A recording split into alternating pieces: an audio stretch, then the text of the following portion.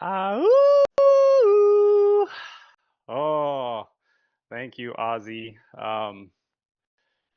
Rest in peace, dude. Crazy, crazy man. You, my goodness. Um, uh, so today is a big day because it's a new moon, right? And new moons have a lot of things going on. There's certainly some crazy in there, right? But that's always with the moon a little bit. But it's kind of a pivotal thing, right? It's this ability to lay to rest old stories and bring to life new ones. And I have never been someone to follow like the stars and some of the astrology and things. Not because I don't believe in it or I'm against it or I'm leery of it or anything. Just never have. It just never really like grabbed me, and it's grabbed me over the last year or two. But one of the things that I also do is I typically don't do a lot of research on stuff like that around nature, especially because I like to just be kind of in awe, in wonder of it a little bit and let it unfold. And it's shifting a little bit, but I hadn't quite gotten there. And then when I started looking at what the new moon represented, and it brought to life a journey that has come to life over the last month as I've been kind of off in other places of the Viraverse, tucked away, hiding from all of you. Um, that is literally what I've been doing. That work, laying to rest old stories and beginning anew. And so I'm like, okay, like there's got to be something to that. That energy is alive for me. It doesn't mean it is alive for everybody all the time, but it is amazing how it syncs up sometimes. And I know that happens to people a lot. And so celebrate and lean into that and say, this new moon might be the most important moon in my life. And I'm good. I'm good with that pressure because we're going to take that pressure and we're going to forge it into a very important call to community today. So, this is something that I have read before, and it wasn't perfect. It wasn't quite right. It wasn't ready. And in honor of the gentle strength, who's in this room with us and shared one of her kind of manifestations around the new moon, let's embrace the imperfection, right? And just do. Let's just get it. Let's get after it and let's put ourselves out there because that is the other thing about the new moon that is in place with this is this idea of kind of putting yourself out to be seen in whatever way you want to be seen, not playing by the rules of something nefarious, perhaps, because as we get into this, there is very much a nefarious force guiding our life path every single day. It is subversive. It's tricky and cunning. It wants so much from us, and so often we submit because it is fueled not only by fossil fuels in a time where we can least afford that expense, but also it's fueled by our energy. We wake up each morning eating its food, drinking its coffee, that turbo boost that will carry us into our cars, fueled by its gas, arriving at our keyboards, tools, or places of work, all powered by its electricity. Every action we take in its world fuels it. The roads we wear down as we burn our tires through on the way to work, to school, to the movies, to shop for things. Each time we pull out of a piece of plastic from our wallets to acquire something from it, we support its growth like a raindrop trickling down a flower. But it's not that beautiful because hell, we pour one gas tank plus of growing fuel into its greedy stomach all the time. Often we know it too. We know this. Yet we accept it. We accept it. Of course we do. It has shaped our entire way of thinking since we started analyzing our thoughts as humanity. We do its bidding because it might break us not to. It provides us money to survive, along with an illusion of success that feeds our egos and identity. It's really not a super great deal for us, though, because day in, day out, we can find ourselves frustrated, sad, burnt out, angry, jealous, depressed, anxious. Yet we continue to fill its gas tank. Why? Why? Well, on the flip side of this shitty coin, there's actually some good within it too. For some, at least. Those who win its calculated game can find some element of happiness, maybe. They can find joy, art, creativity, innovation, friendship, family, and community within its walls. It does have some of the best of humanity brimming up to the top of its walls. But make no mistake, it is a wall, a very big one, built by bricks of human fear, vulnerabilities, division, survival, and ego. And as a result, we've become a slave to our own fear. And as such, it owns us. Chained, handcuffed to it. In America, its game holds our educational paths, our jobs, and our debt as we try to obtain some sort of hazy American dream that for so many becomes a crystal clear nightmare of injustice in an unfair playing field. And even for those that win the game, there is a steep price to pay. Guilt, frustration, regret, the feeling that something is missing amidst our sea of accumulated shit. Yet, we hold out our hands, and once again, we let it handcuff us again and again and again and again. Okay, this is a fictional story, right? Like, not such a force can actually exist in real life. Oh, I'll do you one better. We will elect politicians that perpetuate its bullshit, that are exactly the opposite of what we need. And it's like a caricature of some fictional story that Hollywood would put on the TV screen. And yet we have a big orange leader guiding us into some sort of dark fucking hole. It's real. This is real life. But let's talk about another part of real life, shall we? It actually sits on top of what I would call reality, a reality that is quite magical. Something so miraculous that it's hard to believe such a thing exists. But it does. This place is where life thrives. It buzzes past you. It grows underneath you. This life flows beyond you and into you. This is a place where the pace of our purpose is much slower than this its race. When we are within this magical place, nothing else matters all that much. Our existence within magic feels like everything in a moment, for a day, for a week. This place allows us to just be, to be our most natural being. We are human beings, after all, are we not? We're not slaves. That's never good. We are only allowed so much time in this magical place, though, because we always have to return to it. But the magical place is around us each day, in some way. And sometimes we ignore the life that calls to us from there. But other times we find solace in it. And not the it, but the magic. Because you guessed it, it's nature. The magic place is nature. But, as you know, we must also serve the almighty it. And it's sad because here's the thing about it threatens our magical place, our nature.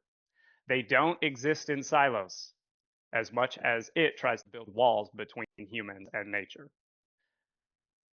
But they share a destiny. It's almost as if, in Harry Potter, one can't live while the other survives. But that's not really true, because magic gives it what it needs to be it. And generally, it doesn't give a whole lot back to magic, to nature.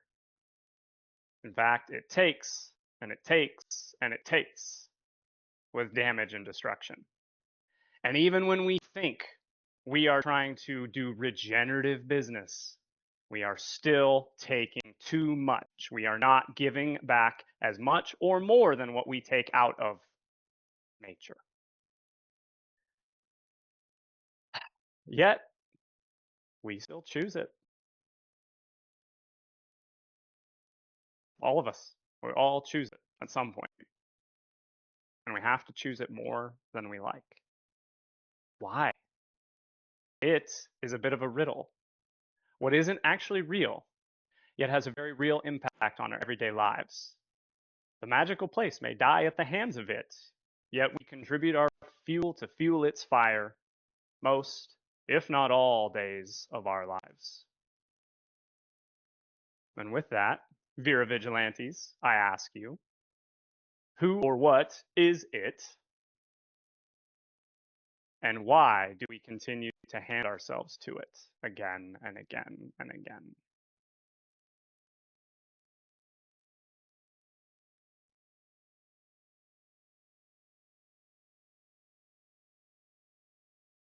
I guess it, to me, right now is just my past self and my bad made decisions as of now. Uh, but I have to say, dude, those words, I was finding the moment to grasp it all. So first wow and then wow.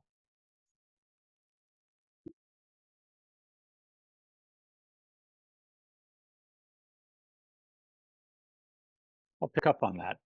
Yeah, I think that it is everything that keeps us stuck, stories from the past, consequences from the past, bad actions from the past, guilt from the past, shame from the past, all of those things that keep us chained, as the designer tells us.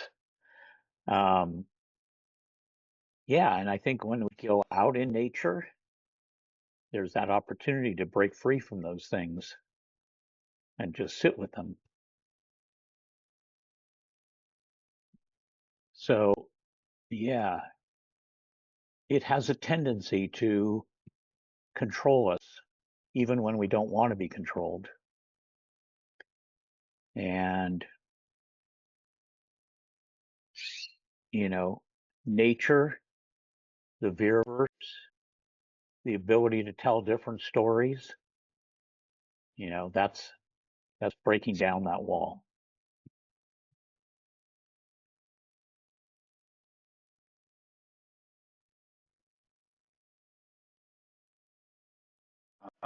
Yeah, I'll chime in here. Consumer capitalism is what it is to me. It's this machine that's been built to measure GDP as the ultimate factor of success.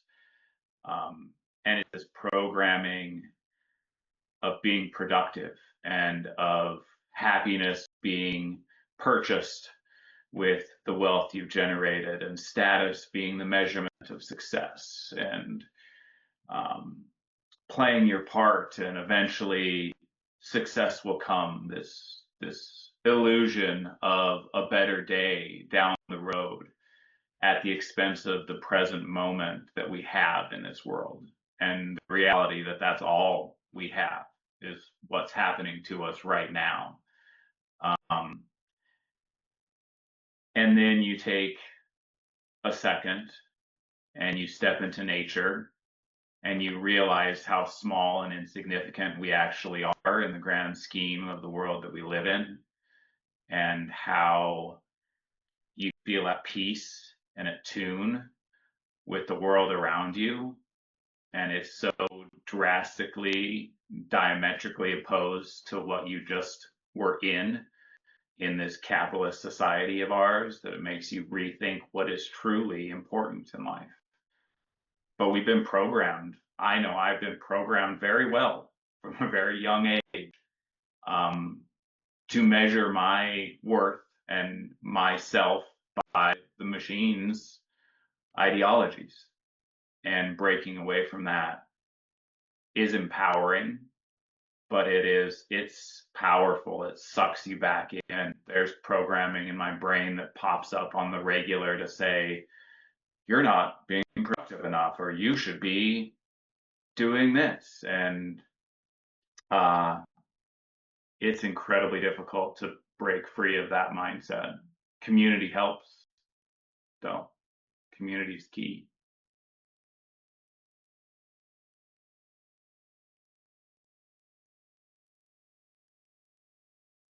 Yeah, I'll say I think consumer capitalism is a problem to a bigger root system.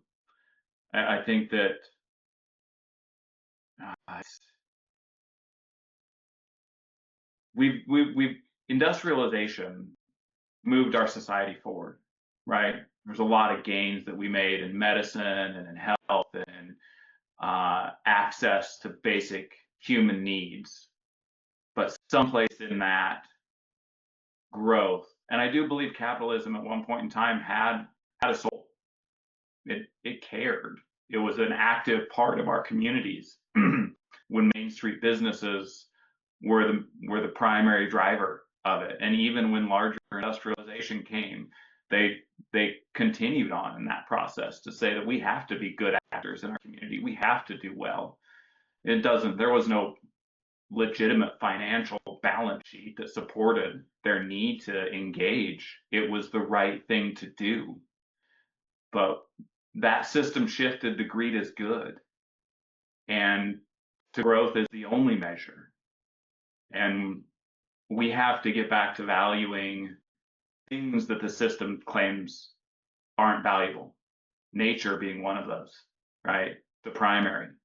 But our own well being, creating for the sake of creating, art, music, and spirituality, whatever that looks like to you, is so important to live a full, happy life. And that's where I think the measurement needs to change. What does that look like?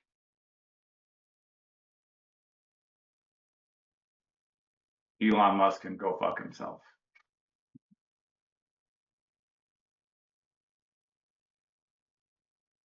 It's interesting, this cycle, because as I was listening to what Chance was saying, immediately what came to my mind was this internally, my limiting self, my limiting beliefs, all built up by past experiences.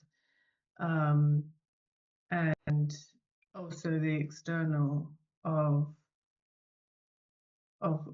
news and governments feeding that fear, being like, oh, here's another thing to fear about. Hey, fear about this. Even, and it makes it bigger um and it can it's becomes a cycle of anxiety and fear that is very easy to get stuck in. But nature, I do think that one of the big healing things of nature is stepping out, and as like Adam said, like kind of being present and being like focusing on what really matters. One of the images I got was bringing tarot into this is the Eight of Swords, where in my deck of cards it's just the individual looking in the mirror and seeing themselves trapped and bounded by ropes, But if you actually see the reality of the situation, they're very much quite free. They can walk whenever they want. And sometimes I feel like that's what it makes us feel like. But the reality is, if we open our eyes, be in nature, we can, and I'm not saying it's easy, but we can break free. So I'll take your sword and I'll carry it over into the bat, that furry little animal that people get freaked out by because it might have rabies. Maybe, perhaps, it might. It might. It seriously might. You might want to keep your space and your distance. But I, the other night, went for a swim with bats at midnight in the lake, swirling around, catching little bugs and all these things around me. And I didn't really fear them. I didn't live in the fear. I sat with them. But it was weird. It was eerie. There was an eeriness, right? And the bat totem tends to be one to face your fears, to work into shadows. And so maybe they're meant to be feared a little bit, right? Maybe they are a little dangerous. So are the shadows, but we have to face those things. And to the point of the sword and this kind of looking in the mirror, one of the things about the bat is it brings about intuition and perception. And as the Ghoulie machine here says, it can help you see through illusions and understand situations more deeply. But I do think we have to be able to distinguish what is illusion, what serves us, what doesn't, because we can get lost and swallowed by the shadows. Been there, done that. And honestly, that's a story I want to lay to rest as I have my little shadow ribbon on Philo. I want the shadows to be with me every day, right?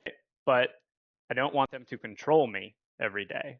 I don't want to be lured in because, to quote a wonderful line from Thunderbolts, my favorite Marvel movie ever, the void, this void can be a bit enticing.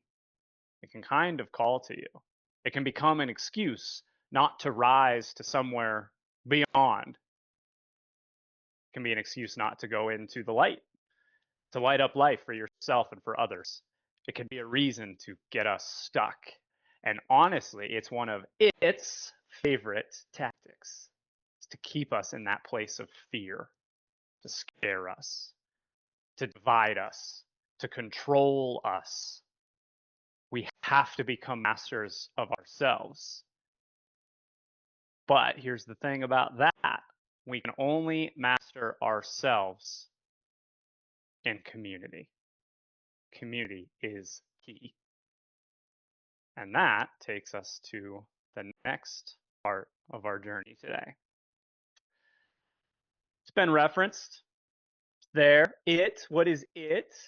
Well, I mean, yeah, you guessed it, right? It is the machine. Look at that poor, sad little machine. It looks so sad, doesn't it? It's crying.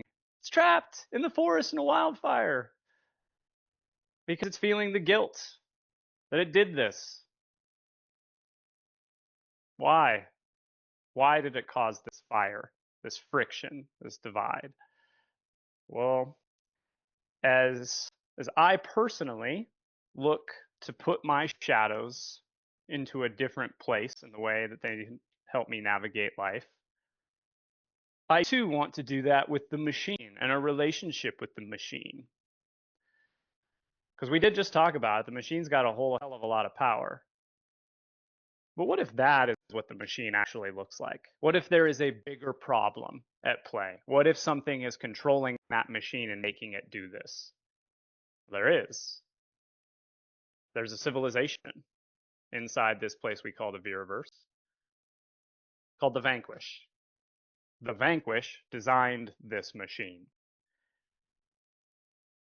And the Vanquish comes from something along the lines of the worst of us. It exists in every one of us. Quote the Unity Prophet, good and evil strikes through the heart of every human being.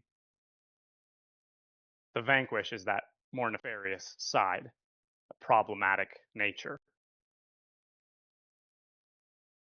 And so here in the Veraverse, we call upon everybody to find the goodness that lies within you. Because when the pandemic was happening, when Viridescent and its Veraverse started to come to life, I interviewed a lot of change makers and I asked them this question. I said, hey, do you believe that humans are fundamentally good? And we were in the middle of a global pandemic that likely had something to do with our failures. We were arguing about masks, making that political and the safety of others and all that stuff. We were being terrible to each other in a lot of places. Yet, what do you think? I think everyone, I think it is 100% of the change makers that I interviewed said, when I asked them, do you think humans are fundamentally good? What do you think they said?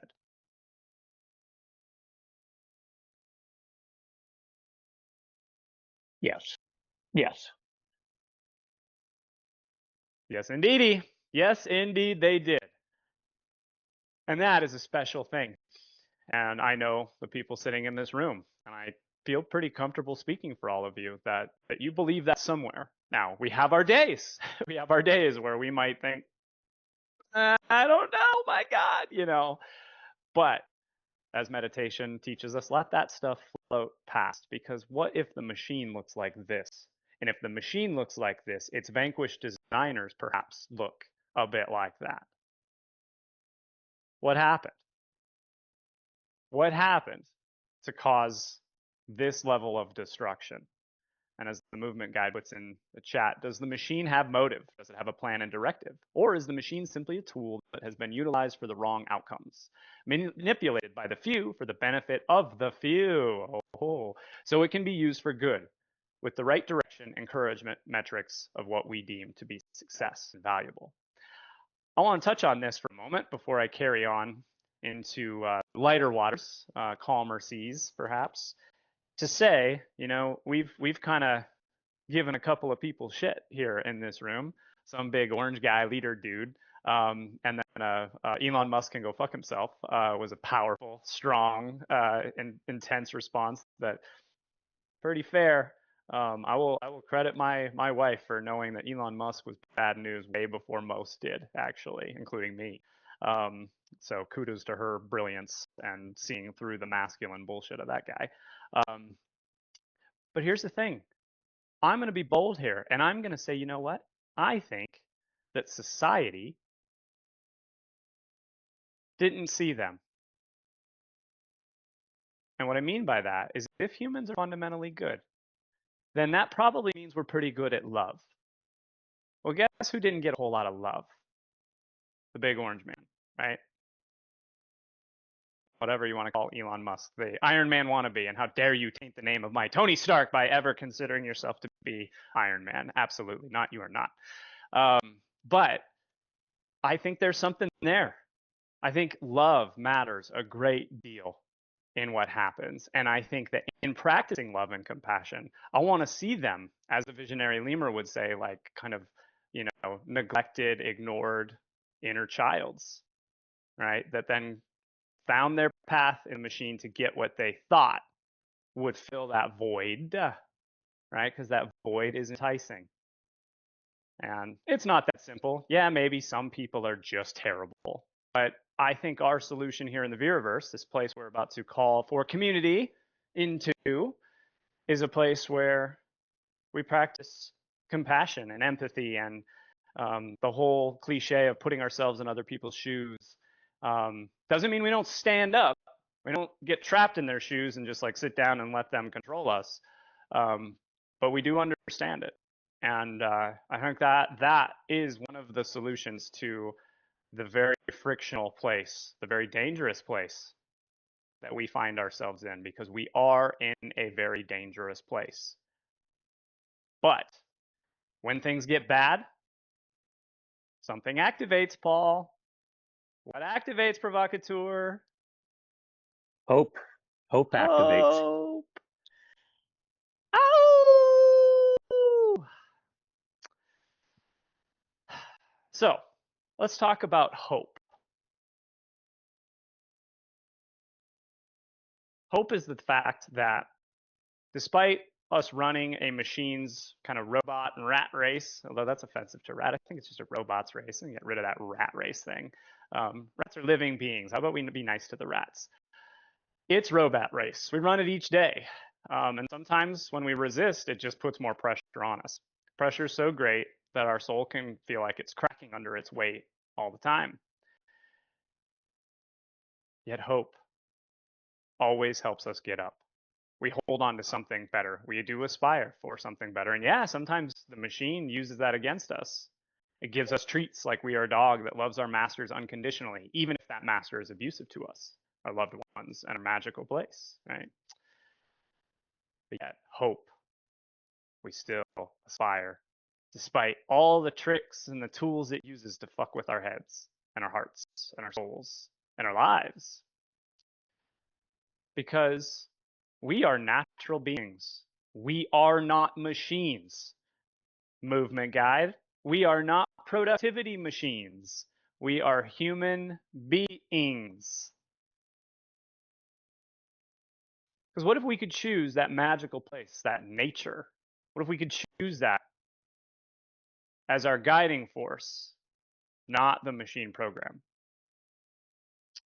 So let's talk about why we might choose a machine over the magical place. Because I think that's fair. I think that's reasonable. We wouldn't choose the machine life if it didn't hold something, right? Well, some of it, for some of us, it's convenience. It's a feeling of trying to fit in with the status quo. Despite the fact that we all need a little magic, we can make machines that move faster and faster. That can be helpful. But it takes us away from something magical sometimes, away from the curiosity and the life experimentations that create awe-striking breakthroughs, away from the practice and patience that forge wisdom, away from the simple seconds outdoors that carry so much more meaning than some complicated algorithm, away from the ecosystem that supports and into a system that breaks our back. What if we went the other direction? What if we went into that ecosystem? What if we were, rather than wires and code, we were mycelium?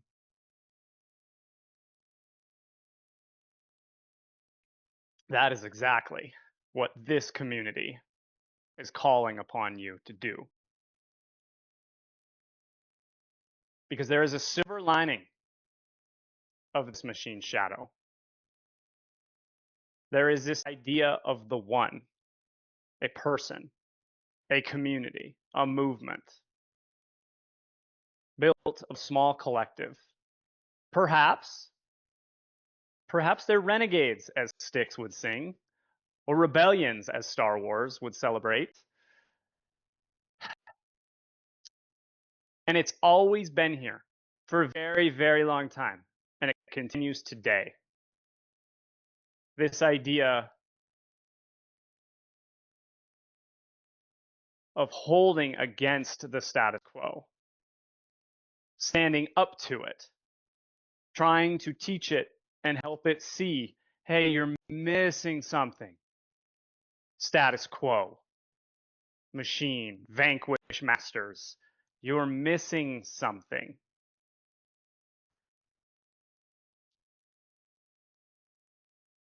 This rebellion is a resistance of rest, a soulful stride, a movement of magic. It's a rewilding, a reconnection with the magic that lives within us and around us, given to us every single day by that natural place, Earth, home. Because yeah, Elon, this is home, buddy.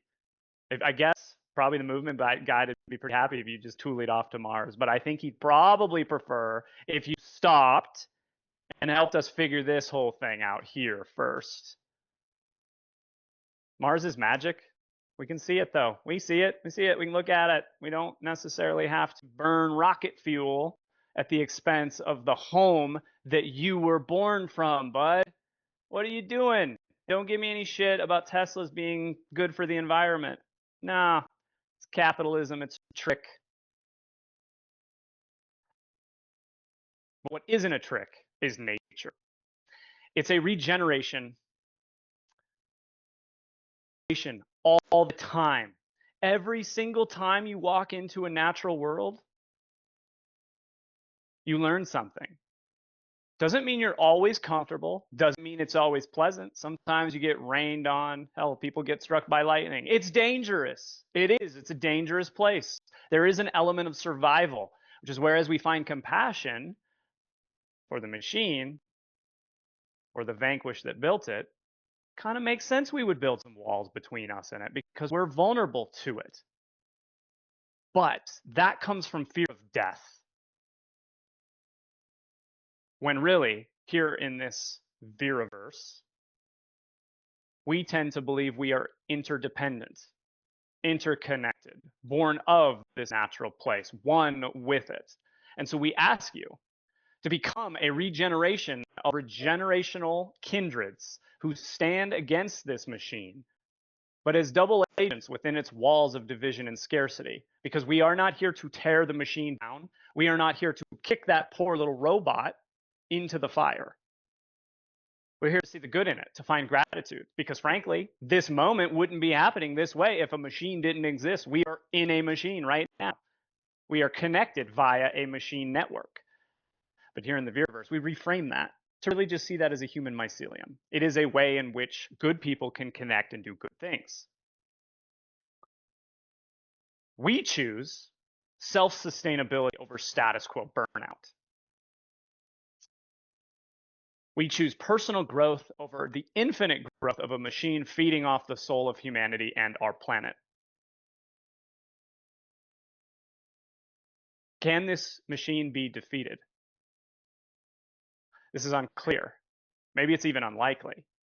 Yet the rebellion continues as it always does. Because it matters. It matters. Finding harmony between nature and the machine matters a great deal.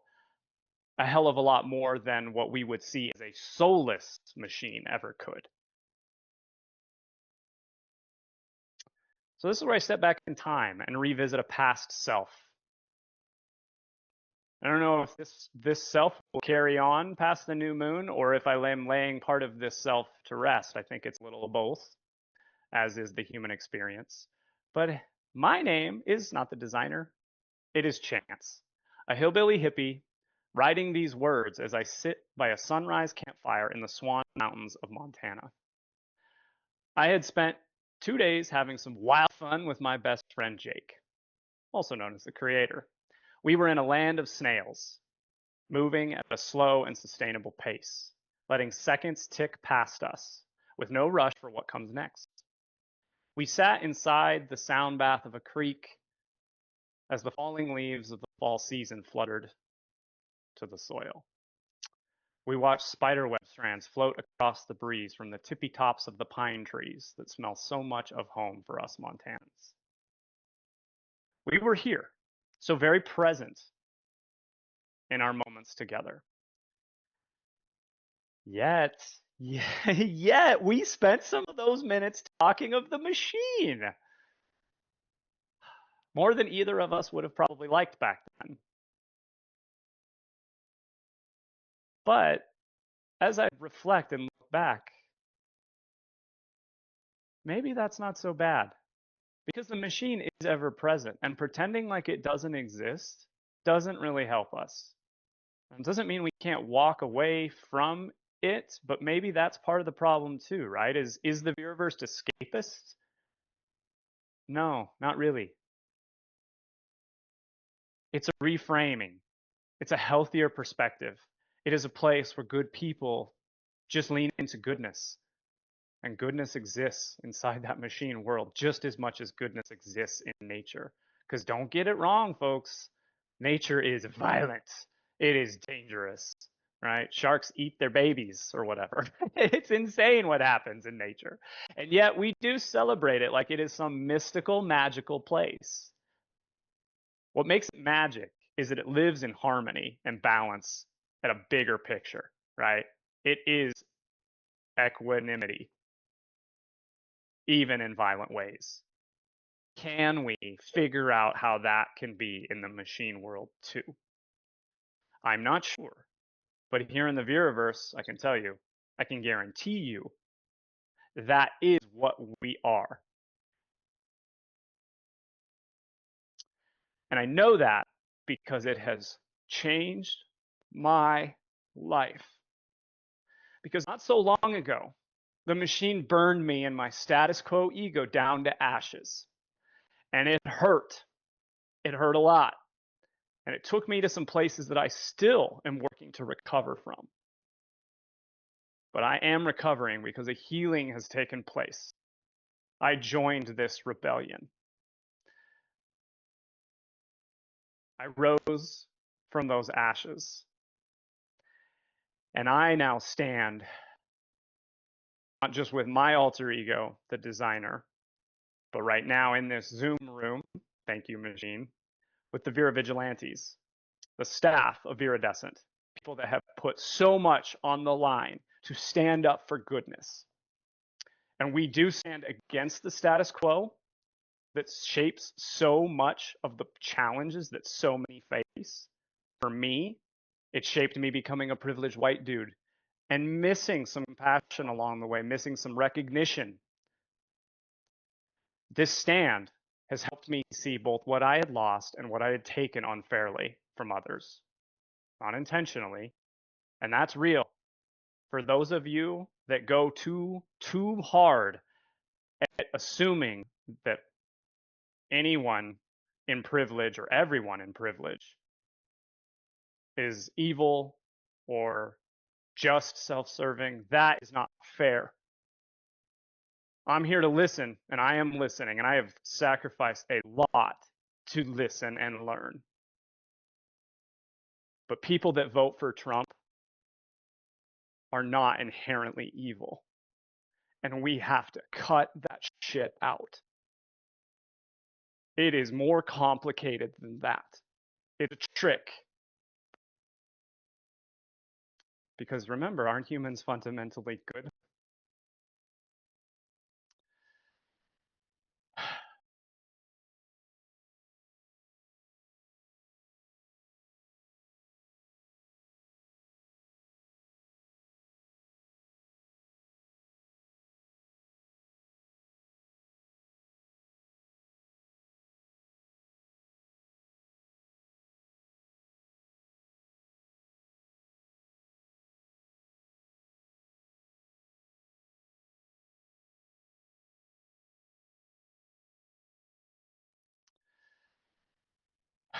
We must reconnect with our nature.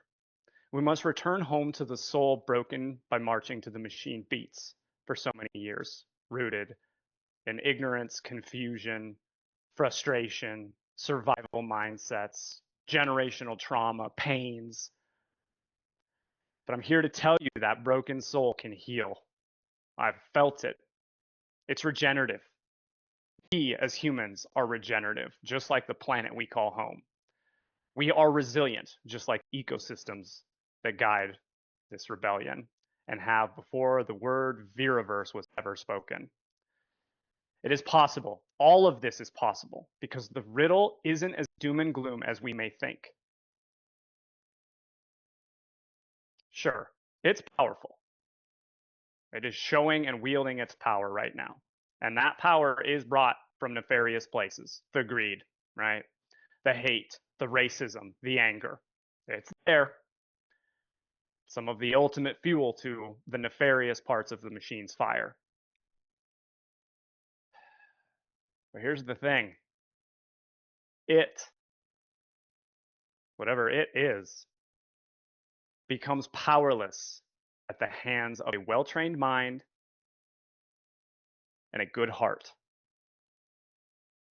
where you become free of this machine mind that the status quo shapes us into. We are here to give everyone on earth a moment to consider where they are in life, who they've become, and if they'd like to make a change. Does that inner child that once dreamed of something, does that inner child have pride for where you are, or is it a little bummed out or a lot bummed out? As I've solved this riddle for how to find myself again, taken 5 years, I share this story in my regard in the hopes not to center myself as a privileged white dude, but just simply to relate to you as a human being who realized that the status quo was not serving me or others. We want to help you solve a few of your own riddles.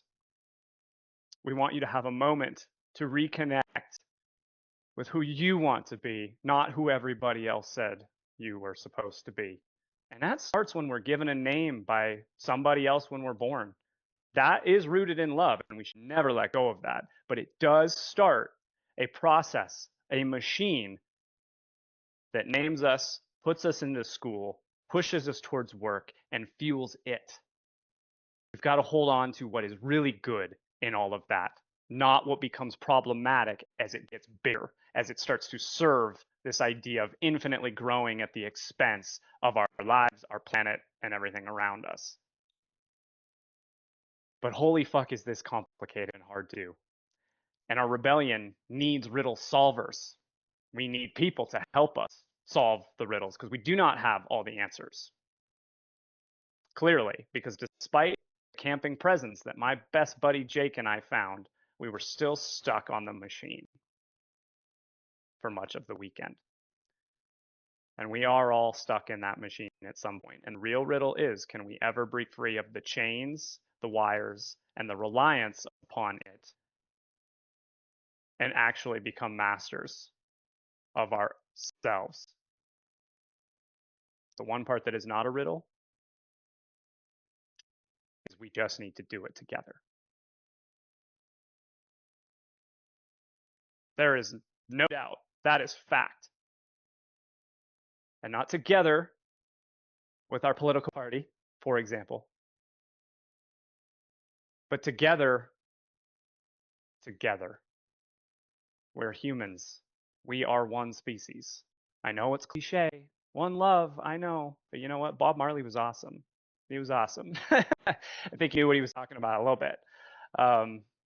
Just because it's become something that represents things that don't agree with whatever machine program, whatever status quo we're held to, doesn't make it right. We can solve this together. And I am but one small in this rebellion. This little group of Vera Vigilantes is one but very small part of this community. We invite you to join us in this rebellion, but make no mistake, and I mean this shit. This movement is no war, no battle. It's a struggle for the soul of humanity, because that is in peril. Our movement is not violent but virtuous, largely compassionate. It is not unfair, but a push for fairness. Just an ask to listen to each other and have conversations. That is our sales and marketing strategy, by the way. To just have conversations with people. Not to trick them, not to manipulate them, not to send them down some sort of tricky funnel, to have conversations with them. It is a movement for something very meaningful, but something also small and bigger than you can possibly imagine, because it goes beyond the shitty reality of the present day. The stakes are grand because our soul is at stake, but the answer is simple. Wouldn't it be something, the key to surviving was to stop perpetuating a system of scarcity and shift away from mechanisms and manipulations to simply share time, money, voice, purpose, impact with each other, for each other. Let us be that human potential that we spend so much time innovating to find. And let us just be human.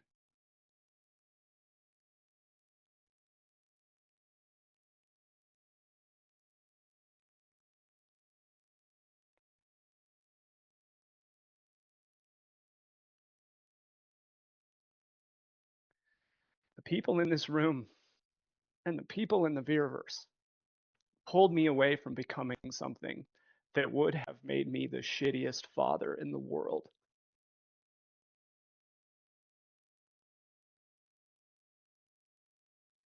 and then rather have made me one hell of a good person that I am incredibly proud to stand here as just chance. Just chance. And so I invite you to take a chance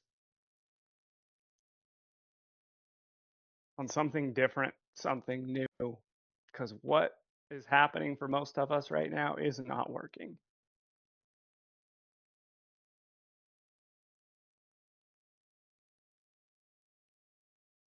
With love and gratitude. Your designer.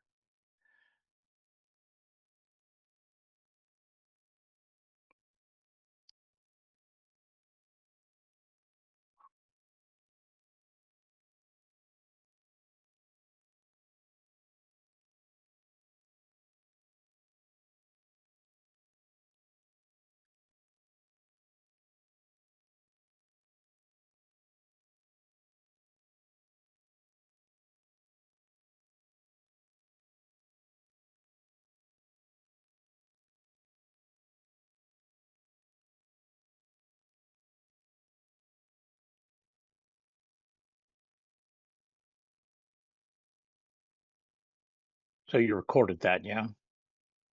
Yes, sir. Okay. Or Vera did. Thank you, machine. Machine friend. Yeah, because we could use that.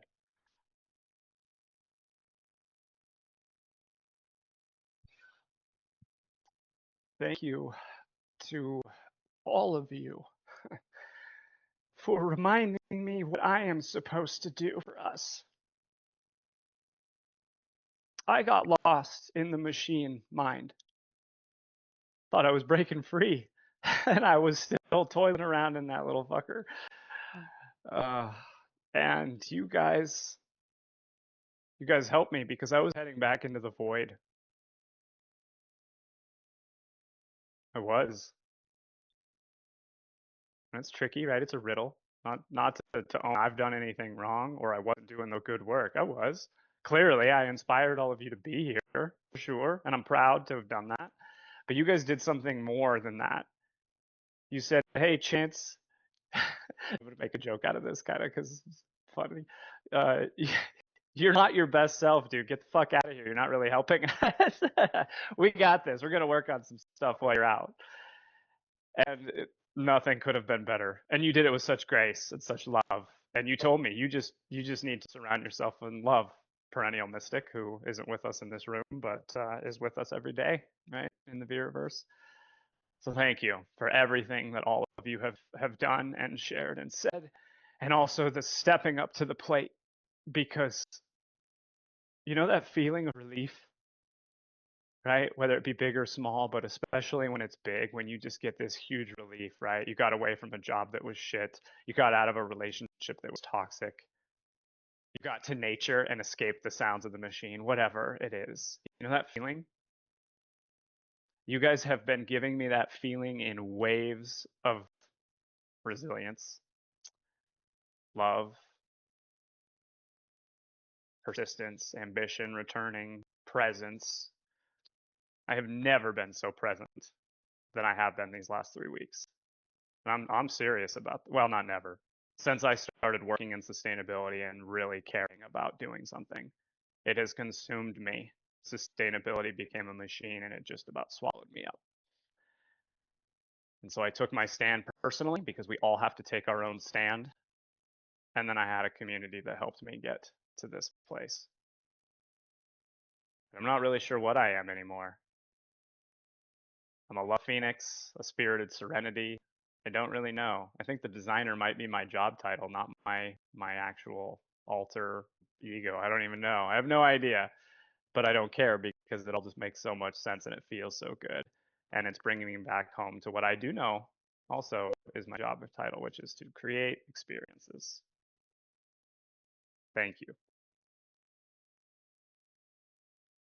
I'm not doing shit I don't want to do anymore. I'm not doing shit I'm not supposed to be doing anymore. My word of the year is trust, and I trust all of you to do the things that you're good at. And if you do, we will succeed by the rules of the machine and whatever it is that the Viraverse values. All of it. We can do this together.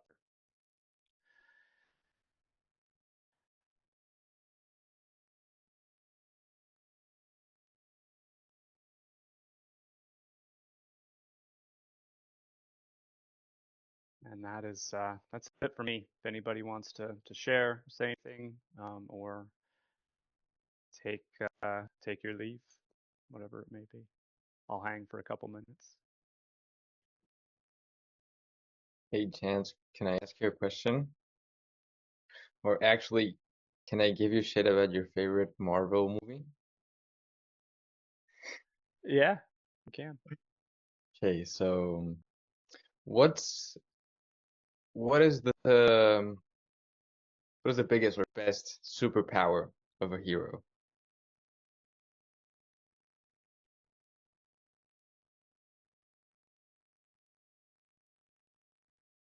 The desire to do good. No, friendship. Close. Yeah. Mm, Yeah, mm. things are just like since you are looking at from that point of view, I got into that and I understand the void and it's just cool how iridescent works like this and always knowing that there will be someone there to help or there to talk is always good and and I love that about this.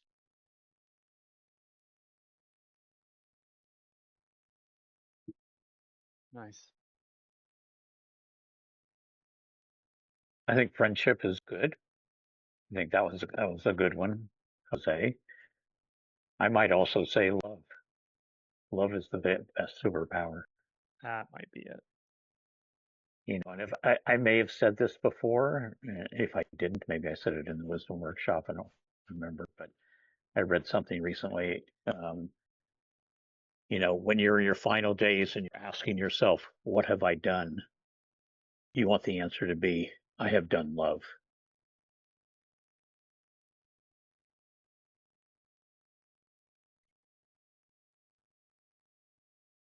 Can I become a not so secret saboteur to that?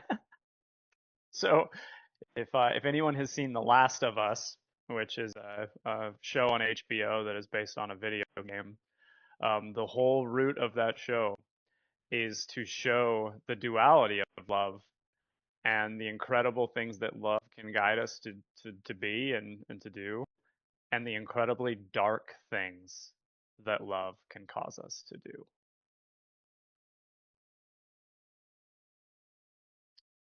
And I think maybe that's why I push to good, to goodness. I know I said I was done talking, but I guess not. Um, sorry, not sorry. Because I asked Paul a pretty crazy question. I said, should we stop identifying the people in our community as change makers? Because change is tricky, clearly. Change is political. And it's all about perspective. But goodness, good, what feels good and all that, I don't know. I think we're closer there. I don't know. I mean, you can argue with that too, though, right? I mean, sex addiction feels good. That's not so good. Or at least it feels good for a while, I guess. I'm not a sex addict, just to be clear. Um, very much not so. But so I don't know. And maybe that's the thing. Maybe there is no answer. But I kind of like the idea of moving from change maker to good maker, because there is that sentiment that, like, in politics, right? Like, if you really step back and like assess things in a bigger picture, we all kind of agree on a lot of the same things. We just disagree on how to get there. I don't know. It's hard to know. Is that right? Is it true in this day, right this moment? I'm not sure, but I think it's because things have gone too far. And I think maybe that's what a machine is. It's too far, too big, too disconnected. It's too big to see and be aware of its own self and what it's missing. Yeah, I personally like that because, you could argue that the current political environment is trying to make change, but they're not necessarily trying to make good. Hey Ella, will you go into the Airtable um, places and create a place called the Good, or sorry, not places, characters, and create a place called the Good Dwellers and assign them to Jose to write more about that? Okay. That's what you get for putting something in the chat. And you can add in the places connection field symbiosis and the alter ego owner creator, Jose. And Jose, I want to see this in some sort of next step, next place by the end of next week. Please, with love and gratitude. We.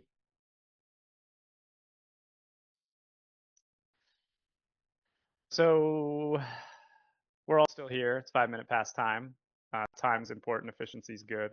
The movement guide comes off of mute. What you got? Um, there's a lot of pieces there that intertwine. My definition of good and yours might be different. My definition of change and yours might be different. I keep getting pulled back to this concept of systems collapse. And as systems collapse, those who hold power cling and grasp to it in any way that they possibly can. And their control of the machine starts slipping from their fingers. Fear is a tool that they use That's to right. kill hope. That's right. Community is a space where hope thrives and where you see the good in humanity in person.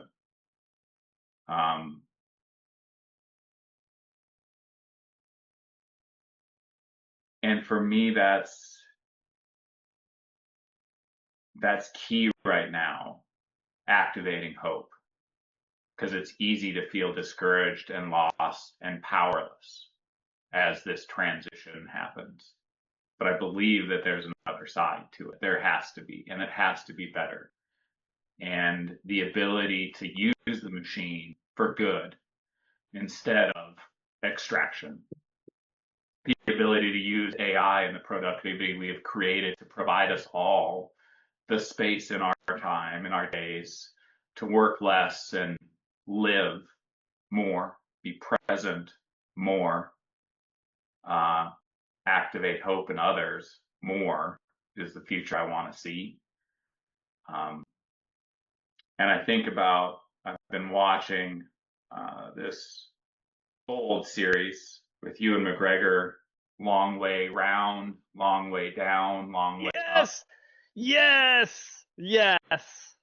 And the last one I watched, just finished, was Long Way Down, where they travel from the northern tip of Scotland to the southern tip of Africa. And watching their prep and their conversation and their security briefings, where all these people are telling them how dangerous this is going to be and how bad Africa is. They're instilling the fear in them that this trip could go horribly wrong. And then watching them travel through communities and connect with people and find kindness and nothing to fear is brings me back to the programming that's out there that's trying to keep us from seeing what's possible and how the world truly is when we step foot in it and experience it. So I appreciate the journey you just took us on. Adam, will you join me on a long way trip somewhere someday? I would love to, and I will be requesting a spot for my son to participate in that Please. My brother would motorcycle be adventure as well. my Yes. brother would be in as well. Yes. Okay. Yay. Paul. I feel compelled to read a poem. Okay. Before you do, well, Hmm. actually, no. You do that. No, you do that. I'll do housekeeping after. I was gonna say because I kind of want you to end, but that's okay. I think ride the wave. This Shut up, Chance. Go, Paul. this this this kind of ties to Adam's statement about system collapse. It's called At the Edge. An apricot sky rises, revealing the outline of a hill to the east. A lone boat anchored offshore of this place of vision, maybe delusion. Are we not all mad, anchored in our sorrows and griefs and daily worries, when what we want are revelations, gospels of water and wind, to float effortlessly into our unjudged imaginations? We should not be blinded by that rising light, though, and lose the shadow, the solace of quiet darkness. There's imagination there, too, maybe a deeper, more soulful imagining where the true revealing happens. We walk through these places, mountain trails, graveyards, all-night cafes, where slowly we are free of our traumatized mitochondria into our truer bodies, a limbic system of no more pain.